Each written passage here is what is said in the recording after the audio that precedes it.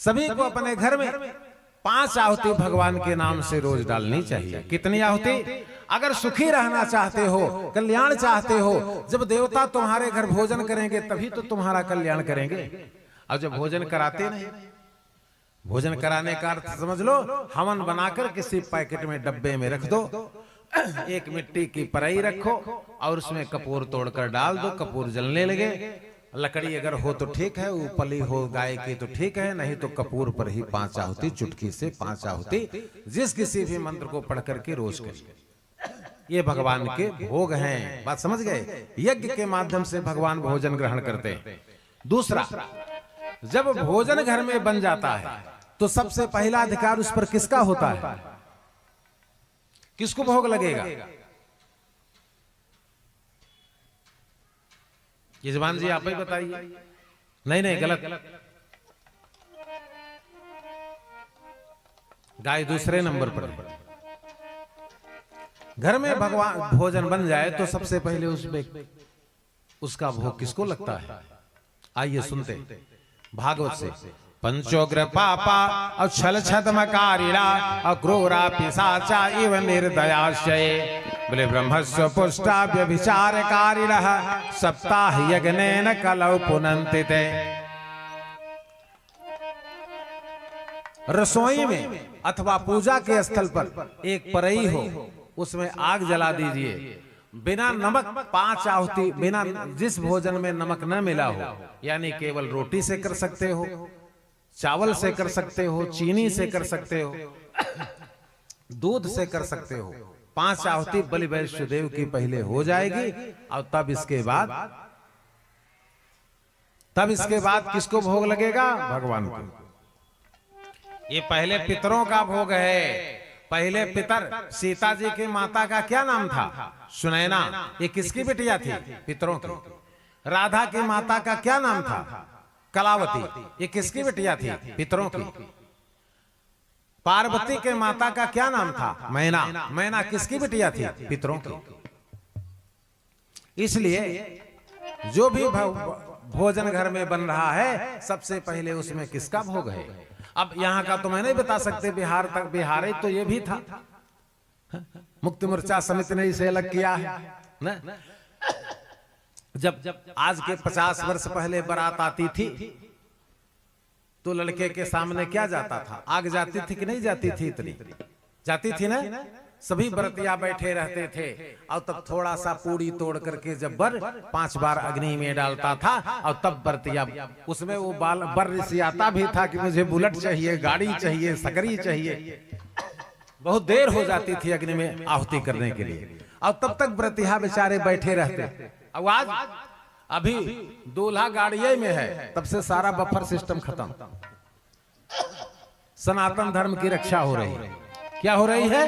सनातन धर्म की रक्षा हो रही है। क्या बढ़िया रक्षा हो रही है। अस्भ्रष्टाचारा भाषण सारा वेद सुनिए नहीं काना। भ्रष्टाचारा भाषण सारा वेद सुनिए नहीं। आप ही उठे धावई रही न पावई जे कह वेद पुराण।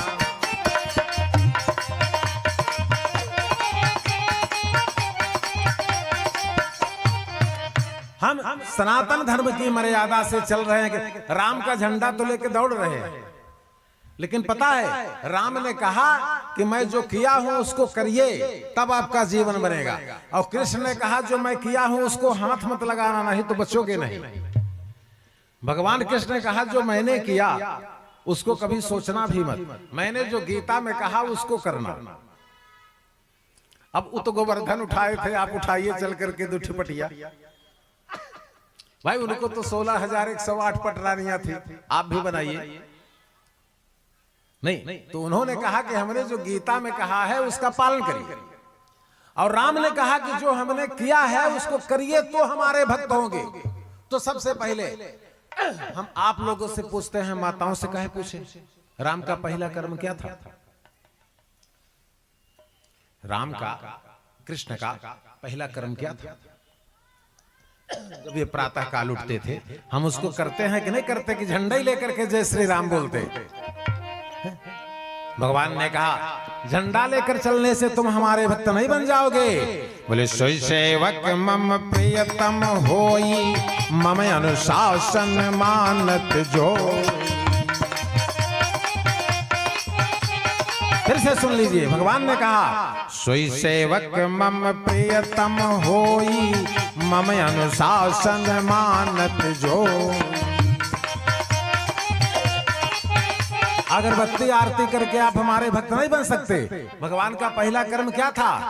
बोले प्रातः काल उठ के रघुनाथा, प्रातः काल उठ के रघुनाथा, मात पिता गुरु ना वही माता।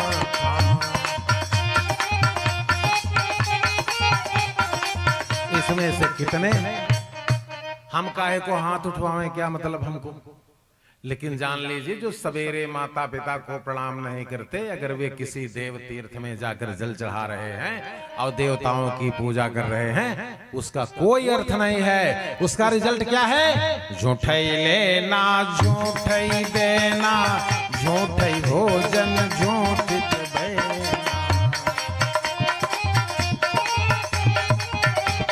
क्योंकि सबसे पहले कौन है? मातृदेवो भव, पितृदेवो भव, अतिथि देवो भव। इसलिए सबसे पहले प्रातः काल उठ करके बिस्तर पर से नीचे उतरने के पहले ही क्या करें? माता पिता जिसकी जीवित हैं, अगर उसको स्तर में आती है तो हम तो कहते हैं मानसिक प्रणाम करें। अब पढ़ने वाले बच्चों को बच्चियों को शिक्षा दे कि वे माता पिता का पैर स्पर्श करके जाएं और माता पिता उनको बढ़िया पद प्राप्त करने का आशीर्वाद रोज देते रहें। माता पिता के आशीर्वाद से बढ़कर देवताओं का भी आशीर्वाद नहीं, ये भगवान राम कहते हैं। सुन लीजिए, बोले चारि पदार्थ कर तल ताके, चारि पदार्थ कर तल ताके, प्रिय पितु मातु प्राण समझा।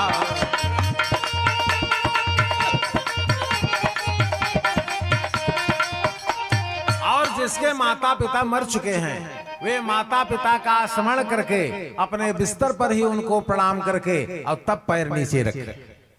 समझ गए? ये हमारे सनातन धर्म की मूल और पहली परिभाषा है। जय श्री राम करने से भगवान नहीं मिलेंगे, बल्कि सोई सेवक मम प्रियतम होई, मम अनुशासन मानत जो।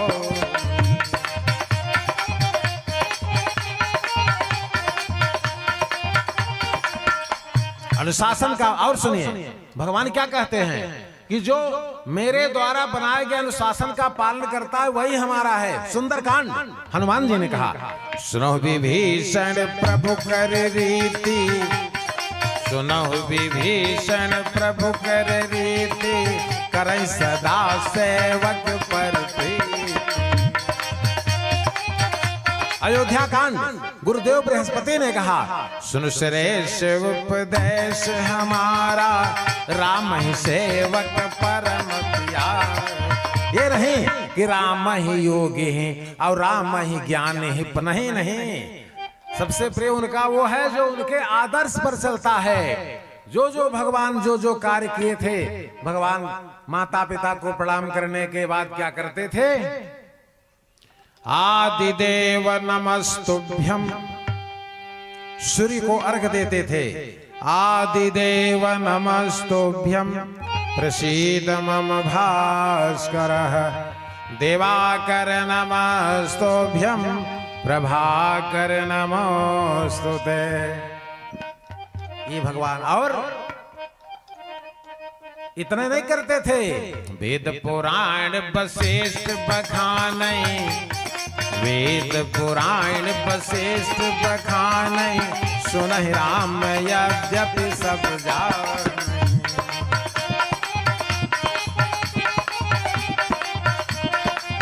देखिए, जब हम भगवान के आदर्श को, उनकी मर्यादा को तार तार करेंगे तो फिर हमारे ऊपर प्रभु की कृपा नहीं हो सकती। जब उनका आचरण बना करके मर्तावतारस्ते मर्त शिक्षण मृक्षो पदार्थ निष्केवलम विभो, जब उनकी मर्यादा का हम पालन करेंगे। कैसे करते थे भगवान, क्या करते थे? उन्होंने तो 14 वर्षों के लिए वनवास भी धारण कर लिया। इसलिए आहुति करते समय कभी भी ध्यान से सुन लीजिए, अगर जो भाग जमीन पर गिर जाता है उसको हाथ से बटोरिए, उसको झाड़ू से भी न बटोरिए, कपड़े से बटोर करके उसको किसी पवित्र नदी में डाल दीजिए, नहीं मिट्टी खन करके गाड़ लेकिन उसको कभी आहुति में नहीं। क्योंकि इसका ट्रांसलेट कहाँ है? बोले तर्पण होम करई विधि नाना, तर्पण होम करई विधि नाना, विप्र जवाय देई बहुदाना। चरण जासु तीर्थ चल जाहि, बसहु राम तिनके मन माहि। जितने यहाँ कथा में आए हैं बैठे हैं सभी को